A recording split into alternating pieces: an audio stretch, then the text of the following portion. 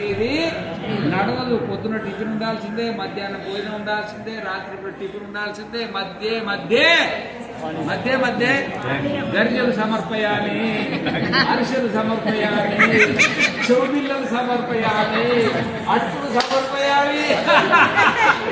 అర్థమైందా? ఇవన్నీ సమర్పయాలన్నమాట. ఇదంతా ప్రకృతి అనమాట. ప్రకృతి మనకు సేవ చేస్తుంది కాబట్టి ప్రకృతికి ఒక నమస్కారం. మనకు బ్యాగు దారి పడిపోతున్నాము, బ్యాగు లేవట్లేదు. ఎవడన్నా బ్యాగ్ ఇచ్చిన ఎత్తులే పెడితే అయ్యా నీకు నమస్కారం అంటారా? మనం గాడి దాకా పోతున్నాము, నడవడానికి వీలు పోకపోతే ఎవడో సహాయం చేసిండు, నీకు నమస్కారం అంటావా? మరి అంత సూర్యుడు సేవ చేస్తుండు, చంద్రుడు సేవ చేస్తున్నాయి, నక్షత్రాలు సేవ చేస్తున్నాయి, కాళ్ళు సేవ చేస్తున్నాయి, చేతులు సేవ చేస్తున్నాయి, మనసు సేవ చేస్తున్నాయి, బుద్ధి సేవ చేస్తుంది. వాడికి నమస్కారం పెట్టాలా పెట్టొద్దా? ఏం మాట్లాడతలేరు. ఇప్పటిదాకా పెట్టింది అన్ని నమస్కారాలు, అదే నమస్కారాలు అనమాట. చెప్పుడు అన్ని ఇది ప్రకృతి యొక్క స్వరూపం అనమాట. చాలా సంతోషము.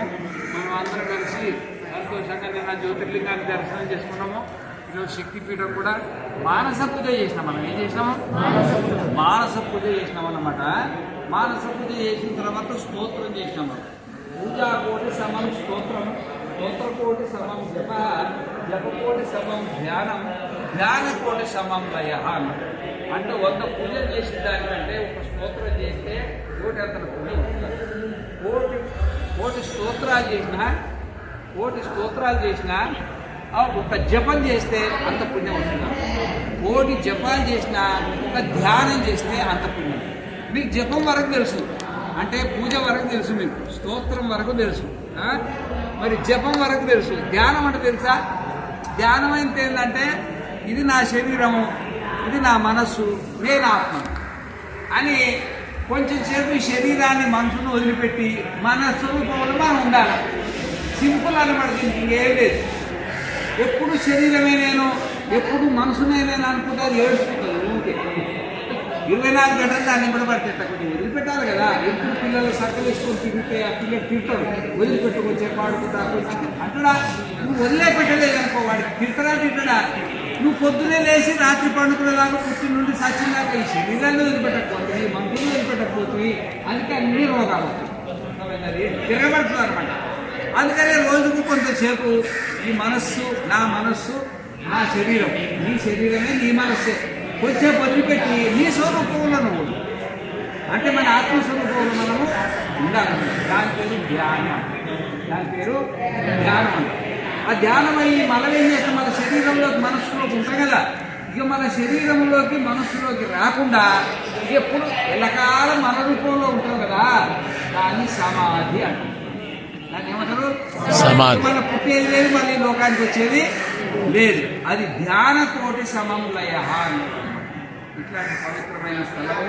మరి అష్టాదశ శక్తిపీఠాలలో ఆ పార్వతీదేవి తలకాయ పడింది. పార్వతీదేవి తలకాయ. ఈ గుడి 3వ 4వ కానీ స్థలం మాత్రం అది ఇంకొకటి. అంటే తలకాయ పడిన స్థలం మాత్రం అది. అది ఇప్పుడు దక్షుడు యజ్ఞం చేసిండు. దక్షుడు భూలోకం ఆయన మనువు కదా, దక్ష మనువు కదా. ఆయన వేరే మనులోకంలో యజ్ఞం చేస్తున్నాడు అనమాట. దక్ష ప్రజాపతి ఆడ నుండి తలకాయ ఇలా పడింది భూమి మీద. ఆ భూమి మీద పడింది కానీ స్థలం మాత్రం ఇది. స్థలం మాత్రం ఇదే. ఏడ కట్టినా కానీ స్థలం మాత్రం ఇదే అనమాట. స్థల మహాత్మ్యం కోసం మనం అందరం చక్కగా మంచిగా ఇదే తిథులు చేసిందా. మళ్ళీ మధ్యాహ్నము వెళ్ళాలా. మీ అందరి కోసము నేను నైవేద్యం, అమ్మాయికి నైవేద్యం పెట్టాను, సపరేట్గా నైవేద్యం తీసుకొచ్చిన. మరి మీరందరూ ప్రసాదాలు తీసుకోవాలా.